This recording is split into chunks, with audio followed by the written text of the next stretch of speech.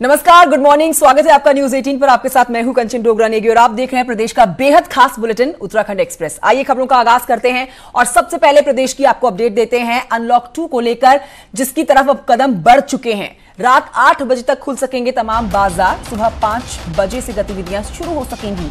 तो अनलॉक 2 की तरफ हम बढ़ चुके हैं और इस बीच ये भी अपडेट आपको दे दें कि 1 जुलाई से चारधाम यात्रा भी होगी शुरू। तो अनलॉक 1 जिसमें तमाम रेस्टोरेंट, मॉल्स, मंदिर खुल गए थे और अब अनलॉक 2 की तरफ कदम बढ़ चुके हैं, जहां पर और कई बड़ी राहत जो है प्रदेशवासियों को मिलने वाली है, जिसमें एक बड़ी राहत कि रात के 8 बजे तक खुल सकेंगे तमाम बाजार। सुबह 5 बजे से ही गतिविधियां शुरू हो जाएंगी। और जहां तक बात रही चारधाम यात्रा की, इस पर खुद मुख्यमंत्री त्रिवेंद्र सिंह रावत साफ कर चुके हैं कि 1 जुलाई से चारधाम यात्रा शुरू कर दी जाएगी, गाइडलाइंस को फॉलो करते हुए। सुनील नरप्रभात से पूरा अपडेट लेते हैं इस खबर के ऊपर। अनलॉक 2 की तरफ कदम बढ़ चुके हैं सुनील नरप्रभात, एक एक करके विस्तार से आपसे जानना चाहेंगे कि अब और कौन कौन सी राहत की बात जो है, राहत की सांस प्रदेशवासी ले सकते हैं अनलॉक 2 में।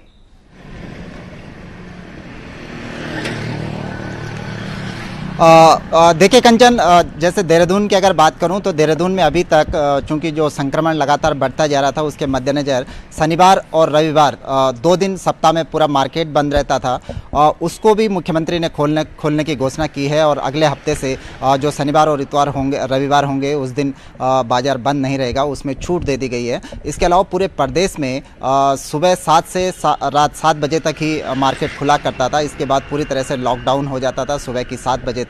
इसमें भी विस्तार कर दिया गया है, इसमें भी छूट दी गई है और अब सुबह की 7 बजे से रात 8 बजे तक मार्केट खुला रह सकेगा। इसके अलावा सुबह 5 बजे से जो सामान्य गतिविधियां हैं, चाहे आपको मॉर्निंग वॉक पर निकलना हो, उसमें भी छूट दे दी गई है। इससे पहले आप 7 बजे से पहले मॉर्निंग वॉक पर नहीं निकल सकते थे और यदि निकलते भी थे तो पुलिस रोका टोकी करती थी, क्योंकि मास्क पहनना अनिवार्य था और तमाम चीज़ों का ध्यान रखना होता था। तो इसीलिए 7 बजे के बाद ही लोगों को सड़क पर निकलने की अनुमति थी, लेकिन अब इसे भी कम कर दिया गया है और अब सुबह 5 बजे से जो सामान्य तौर पर जो गतिविधियां हैं वो जारी रह सकेंगी।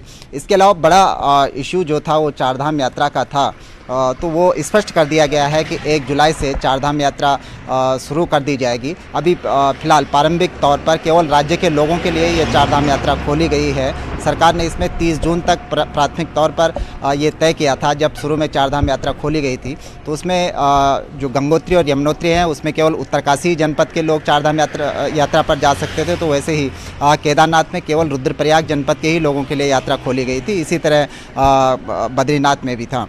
लेकिन अब पूरे राज्य भर के लोग इन चारों धामों की यात्रा पर जा सकेंगे, लेकिन इसमें भी ध्यान ये रखना होगा कि जो लोग कंटेनमेंट जोन में हैं उनको प्रतिबंधित कर दिया गया है, वो लोग चारधाम यात्रा पर नहीं जा सकेंगे। इसके अलावा जो क्वारंटीन है वो भी इस यात्रा को नहीं कर सकेंगे। सुनील, एक सवाल मेरा आपके जवाब से निकला है, जो आपने बताया कि पहले अनलॉक 1 के दौरान जब लोगों को मास्क ना लगाए हुए देखा जा रहा था, उनको रोका टोका जा रहा था, उनसे सवाल जवाब किए जा रहे थे, तो क्या अनलॉक 2 में हम ये मान के चलें कि सवाल जवाब नहीं होंगे अगर आप मास्क नहीं पहनते तो, या मास्क पहनना अनिवार्य रहेगा अभी भी?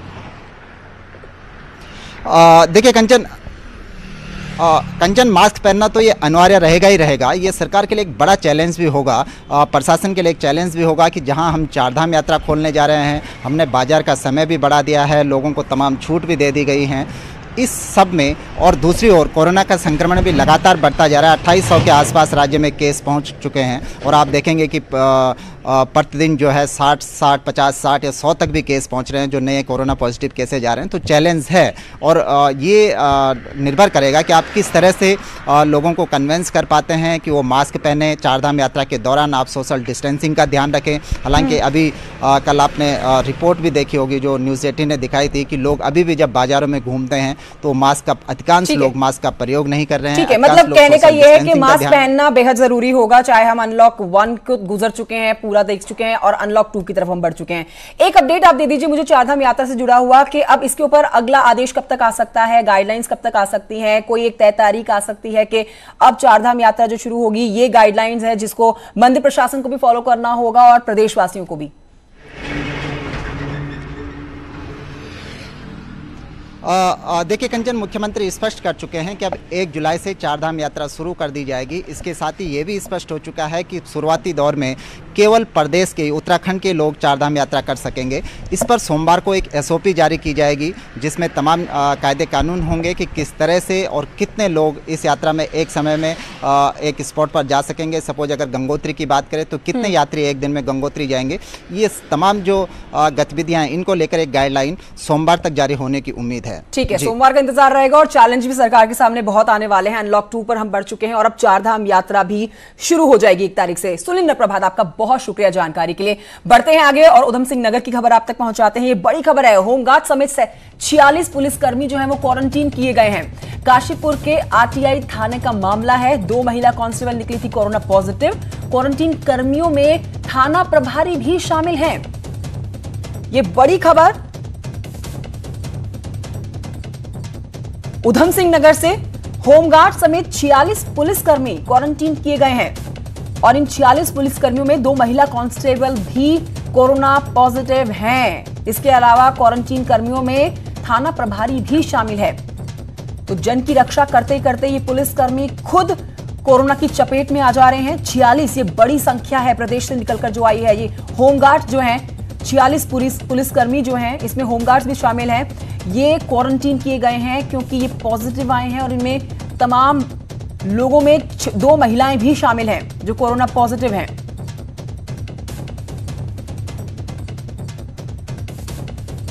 बड़ी खबर उधम सिंह नगर से। कोरोना का बढ़ता हुआ प्रकोप न सिर्फ प्रदेशवासियों के घर तक पहुंच रहा है, इस बीच पुलिसकर्मी भी इसे अछूते नहीं हैं। और जल्दी से आपको प्रदेश की कोरोना अपडेट दे देते हैं। उत्तराखंड में शनिवार को कोरोना के 66 नए केस सामने आए थे। हम कल की बात कर रहे हैं। अब राज्य के कुल कोरोना संक्रमित लोगों की अगर बात कर ली जाए तो इसमें 2791 केस हैं, 1912 हुए हैं इसमें ठीक। अब प्रदेश में कोरोना के कुल 824 एक्टिव मामले हैं। जो कल 66 मामले सामने आए उसमें 11 अल्मोड़ा से है। सबसे बड़ा नंबर 11 निकल कर आया अल्मोड़ा से। बागेश्वर से 7, चमोली से 2 ये नए केस आए हैं। और इसके अलावा चंपावत भी अछूता नहीं है नए केस में। चंपावत से भी 1 मामला है, देहरादून से 8 और नैनीताल से 29 नए केस हैं सामने। आगे बढ़ते हुए आपको बता देते हैं अल्मोड़ा से बड़ी खबर आ रही है। रेड जोन से आए परिवार पर मुकदमा दर्ज किया गया है। 16 जून को परिवार आया था दिल्ली से। 19 जून को बेटा निकला कोरोना पॉजिटिव और उसी शाम 15 वर्ष की बेटी की संदिग्ध हालत में मौत हो जाती है। बिना प्रशासन को सूचना दिए किया अंतिम संस्कार। दन्या थाने में एक गांव का यह मामला है। तो अल्मोड़ा से यह बड़ी खबर, रेड जोन से आए हुए परिवार पर हुआ है मुकदमा दर्ज।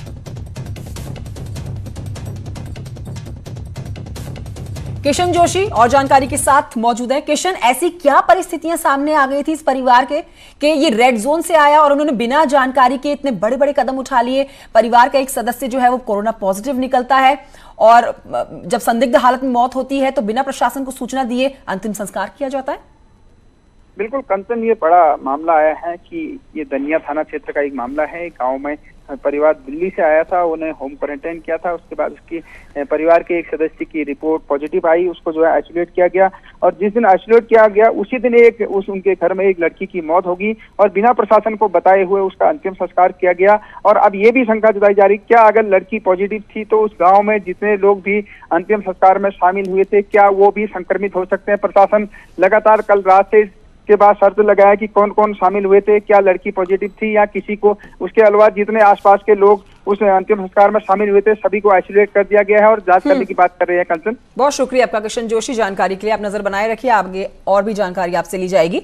फिलहाल अपने दर्शकों को बताएंगे बड़ी खबर जो आ रही है उत्तराखंड से, जहां पर लॉकडाउन के समय राज्य और राज्य के बाहर जाने वाले लोगों पर भी मुकदमे हुए थे। अब वापस होने जा रहे हैं वो मुकदमे। दरअसल लॉकडाउन के दौरान राज्य और राज्य के बाहर कई लोग बिना परमिशन के अपने घरों को जा रहे थे, जिन पर पुलिस ने लॉकडाउन के उल्लंघन का मुकदमा दर्ज किया था। लेकिन सुप्रीम कोर्ट के आदेश के बाद अब माइग्रेट करने वाले मुकदमों को वापस लेने की तैयारी चल रही है। पुलिस ने बताया है कि प्रदेश में 113 मुकदमों में 328 लोगों पर केस दर्ज हुए थे, जिन्हें वापस लेने की तैयारी की जा रही है। मुकदमे 328 लोगों के खिलाफ, वो ऐसे हैं जो आवागमन से संबंधित हैं, पैदल आ रहे थे, बस में जा रहे थे, तो वो उस तरह के जो मुकदमे हैं और आधे मुकदमे लगभग इसमें ऐसे हैं जिसमें क्वारंटाइन का उल्लंघन है और या कहीं तोड़फोड़ या मारपीट या कुछ इस तरह के केसेस हैं। तो अब उसी हिसाब से जो है एसपी लोग अपनी आख्या जो है शासन को भिजवाएंगे और फिर जैसे भी शासन निर्णय लेगा। प्रदेश की राजधानी देहरादून लिए चलते हैं आपको, जहां के आरटीओ दफ्तर में हुआ फर्जी तबादला और इस मामले में अब एसआईटी गठित कर दी गई है। डीआईजी अरुण मोहन जोशी ने इस मामले की गंभीरता को देखते हुए सीओ सिटी शेखर सुयाल के नेतृत्व में एसआईटी गठित की गई है जो इस मामले की जांच करेगी। आपको बताएं कि दून आरटीओ में फर्जीवाड़े का मामला सामने आया था, जिसमें 2 आरटीओ के फर्जी तबादले के आदेश जारी किए गए थे और वहीं इस पूरे मामले में आरटीओ दिनेश ने पुलिस को तहरीर दी थी, जिसके बाद अब इस पूरे मामले की जांच एसआईटी करेगी। प्रयास है कि इसमें जो जिस तरह का मैनिपुलेशन हुआ है उसमें जो भी लोग इन्वॉल्व हैं उनके खिलाफ जल्द से जल्द कार्रवाई हो सके, उनको आइडेंटिफाई हम लोग कर पाएँ। उसके लिए जो हमारे सीओसिटी हैं उनके सुपरविजन में एक एसआईटी बनाई गई है। इसमें जो इंस्पेक्टर कोतवाली हैं, इंस्पेक्टर एसओजी हैं, उनको सम्मिलित किया गया है और प्रयास ये रहेगा कि जल्दी से जल्दी जो भी लोग हैं आइडेंटिफाई हों और जो भी लीगल कार्रवाई है हम टाइमली इसको वाइंड अप कर पाएँ। अब आपको बताएंगे देहरादून से पिछले 6 दिनों में 7 खुदकुशी के मामले सामने आए हैं। अलग अलग वजहों से खुदकुशी की जा रही है। सबसे ज्यादा चौंकाने वाला मामला शनिवार यानी कि कल सामने आया। बताया जा रहा है कि एक लड़की से तंग आकर 28 साल के युवक ने खुदकुशी कर ली।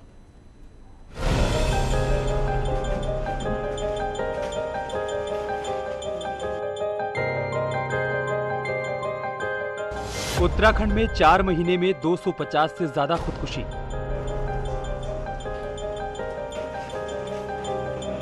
कभी लड़की के प्यार में पड़े लड़के ने सुसाइड कर लिया तो कभी तंग आकर किसी लड़की ने जान दे दी।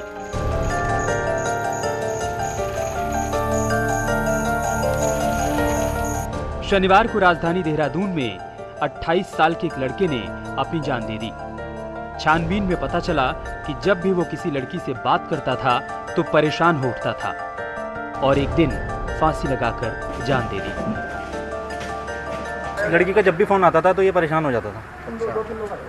उसके बाद वो डिप्रेशन में कुछ क्या परिवार वालों से बातचीत वगैरह कुछ इस मामले में बातचीत? बहुत ज़्यादा परिवार वाले मना कर रहे थे पर वो लड़की मान के ही राजी नहीं थी। अच्छा, उसने बहुत ज़्यादा टॉर्चर कर रखा था इसे। उम्र क्या थी? उम्र 28 साल। शुक्रवार को 19 साल की एक लड़की ने अपनी जान दे दी। मंगलवार को 2 बच्चों की मां ने आत्महत्या कर ली। महिला एक स्कूल में टीचर थी, लेकिन पता नहीं किन परिस्थितियों में उसने मौत का रास्ता चुन लिया। पिछले 1 हफ्ते में खुदकुशी के 6 मामलों की जांच चल रही है, लेकिन आपको जानकर हैरानी होगी कि उत्तराखंड में 4 महीने के भीतर 250 से ज्यादा लोगों ने अपनी जान दे दी है। सुसाइड करने वालों की उम्र 16 से 40 साल के बीच है। किसी ने प्रेम प्रसंग के चलते जान दे दी तो किसी ने घरेलू कलह की वजह से अपनी जान दे दी। सबसे ज्यादा देहरादून, अल्मोड़ा और नैनीताल में सुसाइड के मामले सामने आ रहे हैं, लेकिन अभी तक किसी एजेंसी ने बढ़ते खुदकुशी के मामलों की वजह जानने की कोशिश नहीं की। डीजी लॉ एंड ऑर्डर का यह मानना है कि मामला पुलिस का नहीं, समाज का है। मुझे लगता है कि इसमें प्राइमरी रोल पुलिस का नहीं है। प्राइमरी रोल इसमें सिविल सोसाइटी का ज़्यादा बड़ा रोल है। तो परंतु पुलिस के स्तर पे कुछ भी होने लायक होगा तो हम जरूर सबसे आगे रहेंगे। उत्तराखंड में सुसाइड के आंकड़ों को देखें तो पिछले साल 4 महीने में 150 मामले सामने आए थे, लेकिन इस साल दोगुने हो गए। फिल्म अभिनेता सुशांत राजपूत की सुसाइड के बाद खुदकुशी पर लगातार चर्चा हो रही है, लेकिन सवाल अभी भी सामने है कि आखिरकार किस मनोदशा में लोग ऐसा करते हैं। न्यूज़ 18 के लिए देहरादून से सत्येंद्र बर्थवाल की रिपोर्ट। तो चाहे आर्थिक तंगी हो, प्रेम प्रसंग हो या फिर कोई और मामला हो, सुसाइड करना किसी भी परेशानी का हल नहीं बनता। आगे बढ़ते हुए आपको बताते हैं हरिद्वार की खबर, जहां पर अब 24 घंटे तक खुद रुक सकेंगे लोग बाहर से आने वाले। तो अब 24 घंटे रुक सकेंगे हरिद्वार अस्थि विसर्जन के लिए आने वाले। जिला अधिकारी हरिद्वार ने दिए हैं इसके आदेश। गंगा सभा की मांग, डीएम ने दिए आदेश। पहले 6 घंटे रुकने की थी अनुमति। वेलकम बैक, उत्तराखंड एक्सप्रेस आप देख रहे हैं। अब आगे बढ़ेंगे और बोर्ड परीक्षाओं का मूल्यांकन कार्य से जुड़ी एक बड़ी अपडेट आपको दे देंगे, जिसमें करीब 10.5 लाख आंसर शीट की जांच शेष है अभी, और आज से होगा मूल्यांकन का दूसरा चरण शुरू। करीब 7 लाख आंसर शीट का होगा मूल्यांकन और इस तीसरे चरण में होगी 3.5 लाख आंसर शीट की जांच। अगस्त के पहले हफ्ते में रिजल्ट घोषित होने की तैयारी है। देवस्थानम बोर्ड का मामला अभी शांत भी नहीं हुआ है और ऐसे में बद्रीनाथ धाम के नए लेआउट पर हंगामा तेज हो गया है। तीर्थ पुरोहितों का कहना है कि भविष्य की संभावनाओं के लिहाज से बद्रीनाथ धाम क्षेत्र का विस्तार होना चाहिए, लेकिन बद्रीनाथ धाम की भौगोलिक परिस्थितियों को भी देखना होगा। पूर्व सीएम हरीश रावत कहने हैं कि इस पूरे मामले में तीर्थ पुरोहितों से बातचीत के बाद कोई फैसला लेना चाहिए। हरीश रावत ने कहा कि मास्टर प्लान के चक्कर में पौराणिक महत्व को खत्म नहीं किया जाना चाहिए। हालांकि इस मामले में सचिव पर्यटन दिलीप जावलकर का कहना है कि इस पूरे मामले में सभी पक्षों से बातचीत के बाद ही कोई फैसला लिया जाएगा।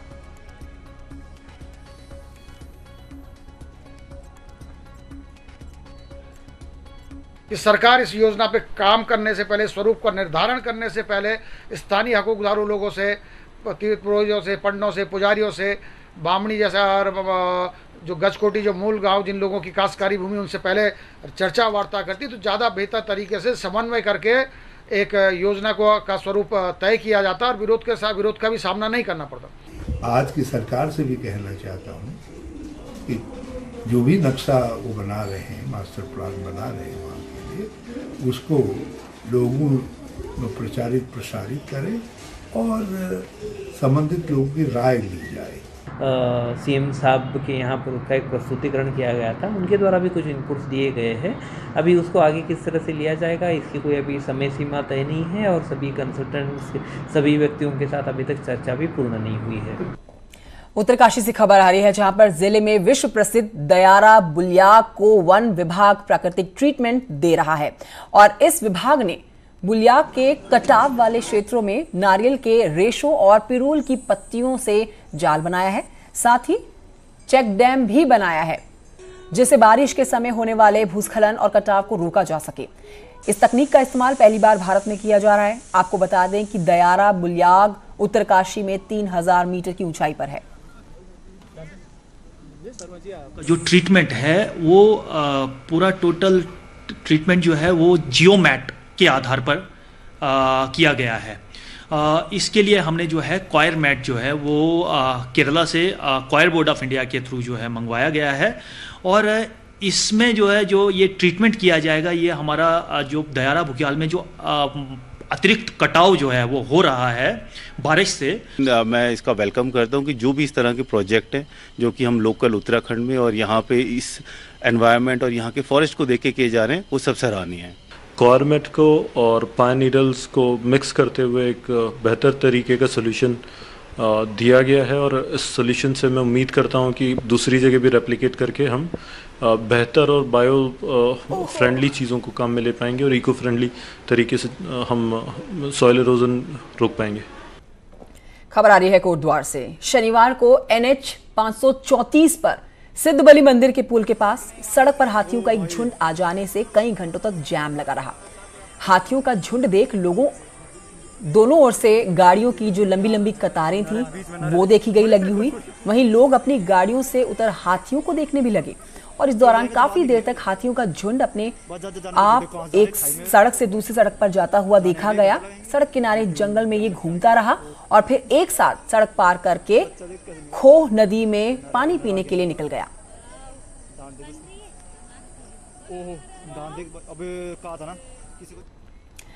और अब आपको बता दें, बीआरओ ने सिर्फ 6 दिन में चीन सीमा को जोड़ने वाला वैली ब्रिज बनाने में सफलता पाई है। असल में 22 जून को सेनर नाले में बना ये वैली ब्रिज ओवरलोडिंग के कारण जमींदोज हो गया था। चीन के साथ चल रहे तनाव के कारण ये ब्रिज बहुत अहमियत रखता है और मुंसियारी मिलम रूट पर बने हुए इसी पुल की मदद से सुरक्षा बल चीन बॉर्डर तक पहुंचते हैं। बीआरओ ने रात दिन एक मेहनत करके 120 फीट लंबा ये वैली ब्रिज तैयार किया महज 6 दिन में। पुल बनने से बॉर्डर तक सैन्य जरूरत का सामान आसानी से पहुंचाना हो जाता है और ऐसे में बीआरओ ने पुल बनाने के लिए 70 मजदूर लगाए थे। वैली ब्रिज पूरी तरह से तैयार होने पर इस रूट में वाहनों का संचालन शुरू हो गया है। छोटे से ब्रेक के लिए यहां पर रुकना होगा। ब्रेक के उस पार लौट रहे हैं कुछ और खबरों के साथ।